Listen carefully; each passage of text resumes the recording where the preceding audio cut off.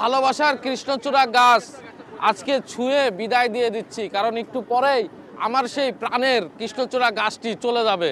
এই কৃষ্ণচূড়া গাছের নিচে অনেক ভিডিও করেছি, ঈশ্বরদীর মানুষ তথা সারা বাংলাদেশের মানুষ দেখেছে এই সেই প্রিয় গাছ। দেখুন এই গাছটা আবার এইখানে ফেটে গেছে, এখান থেকে একদম পচে গেছিল।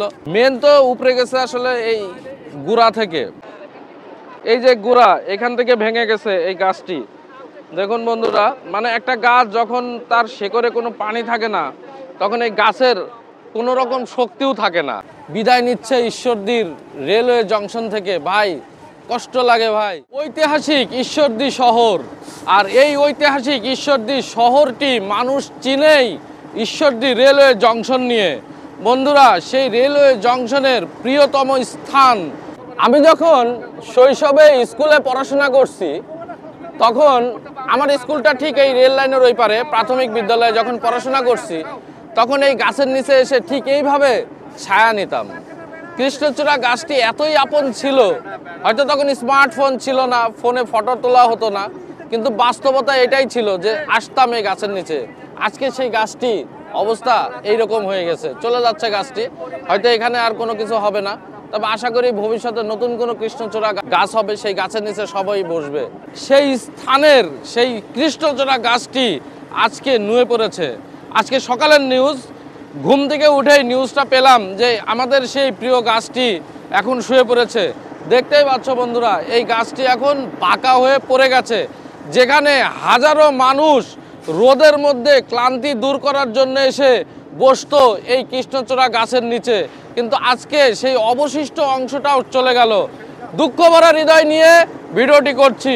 পাশে রেল ট্রেন দাঁড়িয়ে আছে, ট্রেনটি চলে যাবে হয়তো, কিন্তু আমাদের এই দুঃখ থেকেই যাবে।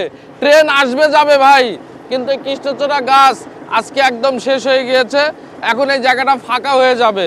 তো আশা করছি নতুন একটা গাছ হবে, নতুনভাবে এখানে কৃষ্ণচূড়া গাছ উঠবে, নতুনভাবে মানুষ আবার এইখানে বসবে, তারা শান্ত হবে সেই গাছের নিচে বসে। এই কৃষ্ণচূড়া গাছটি হয়তো রেলওয়ে কর্তৃপক্ষ একটু পরে ক্লিন করে দিবে, নিয়ে যাবে, কিন্তু শেষ ছোঁয়া ছুঁয়ে দেই এই কৃষ্ণচূড়া গাছটি আজকে পড়ে গেছে। যে রেলওয়ে কর্মকর্তা এখানকার আমাদের বাংলাদেশ রেলওয়েতে কর্মরত রয়েছে, আমাদের ছোট ভাই, ভাইয়া এই গাছটা কি অবশেষে পড়েই তো গেল, এখন কি এই গাছ কি মানে ক্লিন করে দিবে তো নাকি? হ্যাঁ, এটা আজকের ভিতরে হয়তো সরিয়ে ফেলা হবে। আচ্ছা। পরবর্তীতে এখানে আর মনে হয় গাছ লাগানো কোনোভাবেই সম্ভব হবে না। আচ্ছা, এখানে সম্ভব হবে না সবাই বলতেছে, এর নিচে অনেক পাথর আছে নাকি? পাথর সিগন্যালিং ব্যবস্থার কারণে এই গাছগুলো আর হইতে দেবে না। যেটা হয়েছিল এটাকে রাখার চেষ্টা করা হয়েছিল, বাট এখন আর নতুন করে আর এটা সম্ভব না।